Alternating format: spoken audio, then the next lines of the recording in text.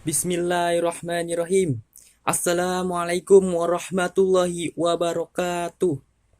Pertama-tama yang saya hormati Bapak Ibu Dewan Juri, yang saya hormati juga guru-guru MA Darul Hikmah, dan yang saya hormati juga para panitia penyelenggara dan hadirin yang telah hadir pada peringatan 1 Muharram yang sedang kita lakukan ini.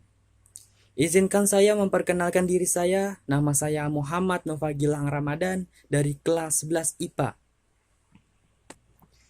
Pada kesempatan ini, saya bermaksud memberikan pidato singkat kepada kita semua mengenai peristiwa 1 Muharram ini.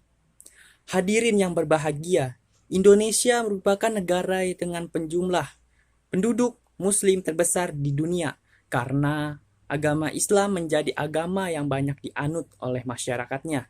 Seperti halnya umat agama lain, masyarakat Muslim juga memiliki hari-hari peringatan yang kemudian ditetapkan oleh pemerintah menjadi hari libur nasional. Salah satunya adalah 1 Muharram, peringatan 1 Muharram, yang merupakan hari pertama dalam tahun baru menurut perhitungan kalender Islam. Tentunya kita sebagai umat Islam harus memahami makna dan asal-usul penetapannya, sehingga pengetahuan kita bertambah mengenai apa yang menjadi kebiasaan kita.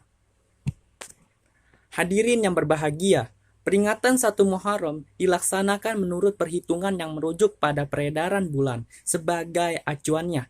Tahun Hijriah yang merupakan sebutan untuk tahun Islam dihitung dengan siklus sinodik bulan di mana total hari dalam satu tahunnya adalah 354,3678 hari atau lebih sedikit dibandingkan dengan 1 tahun kalender Masehi. Penetapan kalender Hijriah dan 1 Muharram dilakukan pada zaman Khalifah Umar bin Affan.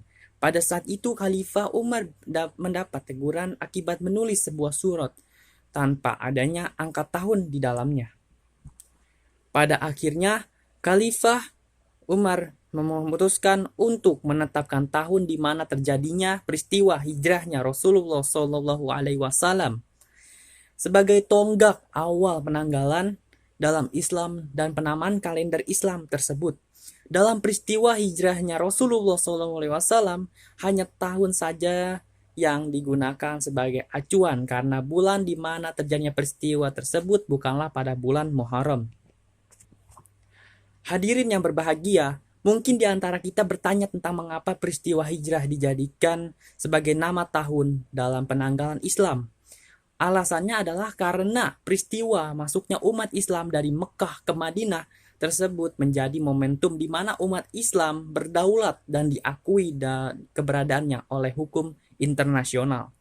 Kedaulatan yang dimiliki Islam saat itu menjadikannya memiliki pemerintahan resmi, undang-undang formal, dan serangkaian atribut kenegaraan lainnya.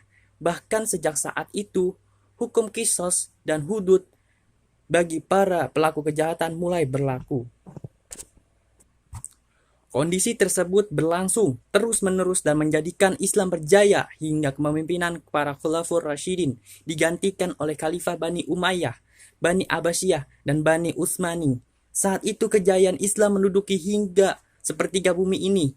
Sayangnya, semua itu berakhir pada abad ke-20 Masehi atau abad ke-14 pada tahun Hijriah akibat tumbangnya khilafah Turki Utsmani oleh Mustafa Kemal Atatürk. Ia menjadi boneka yang pemerintahannya dikendalikan oleh kaum Yahudi dan konspirasi jahat internasional.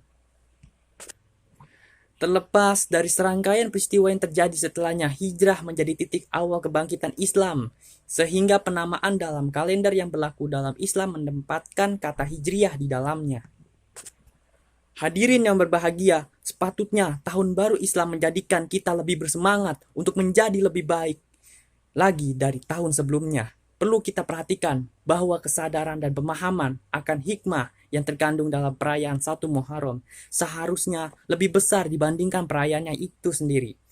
Jangan terjebak pada euforia, seperti yang terjadi pada perayaan tahun baru Masehi yang lazim terjadi. Akhirnya demikianlah yang saya dapat sampaikan. Atas kesalahan yang saya lakukan, saya mohon maaf, dan kepada Allah saya mohon ampun. Sekian, wassalamualaikum warahmatullahi wabarakatuh.